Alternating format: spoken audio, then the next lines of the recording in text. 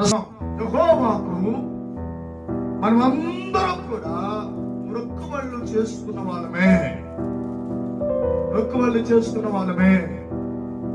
ఆయా అవసరాలు, ఆయా సందర్భాలు, ఆయా బాధలు, ఆయా కష్టాలు, ఇబ్బందులు వచ్చినప్పుడు దేవునికి మనం ఏం చేస్తాం? 10వ తరగతి పాస్ అయ్యాం కాబట్టి వెళ్ళి ఎంటుకలు ఇచ్చేస్తాం. అర్థమవుతుందా?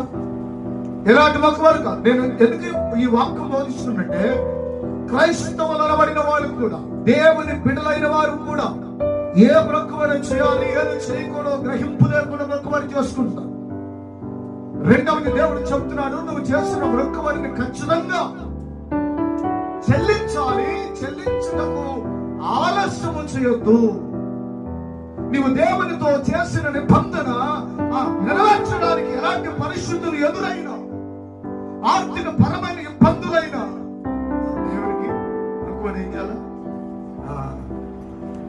మొక్కుబడి మన మెప్పు కోసం కాకూడదు.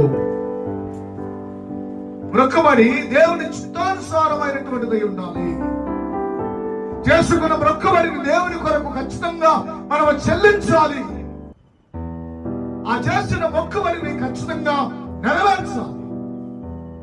దేవుని వాక్యం అంటే దేవుని బిడ్డలారా, దేవుని వాక్యం చెప్తా ఉంది.